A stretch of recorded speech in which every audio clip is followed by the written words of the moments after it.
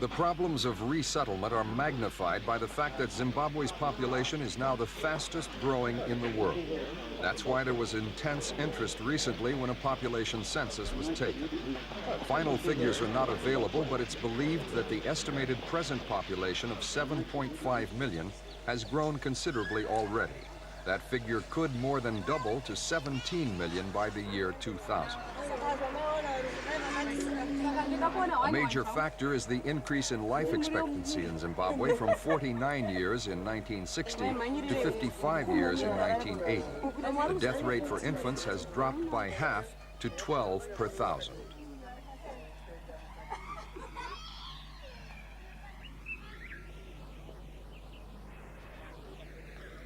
One of the most depressing sights in the third world is the shanty towns that grow up around the main cities. Otherwise, the wives, children, and old people live in the countryside in homes like these, waiting for money from the wage earner far away. It's a trend the government intends to reverse with its land redistribution scheme. Another problem has been caused by squatters. Thousands of peasants have occupied land on abandoned farmland, built their own houses, and carried on the traditional way of life in the bush, cultivating a small plot of land, keeping a few domestic animals perhaps, but depending on maize for their staple diet. The authorities are not trying to destroy the old way of life, but they want to incorporate it into a communal farm life.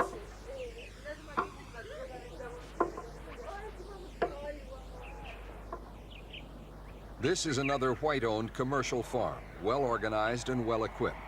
It's a legacy of the white settlers who came here when the country was called Rhodesia. But many of the white farmers have decided to stay on. Whites who once cheered former Prime Minister Ian Smith for declaring no majority rule in my lifetime are today cooperating with Prime Minister Mugabe to build a new future for black and white. The minority white government had to struggle against economic sanctions for years. Now foreign governments are donating aid, which is being used not only to buy land, but also to improve such things as irrigation, roads, and marketing networks. The last white farmer we spoke to has every confidence about the future. We've owned this farm for the last 2 years, and since then we've invested approximately $1.2 million into an irrigation scheme which has all been put in since since independence.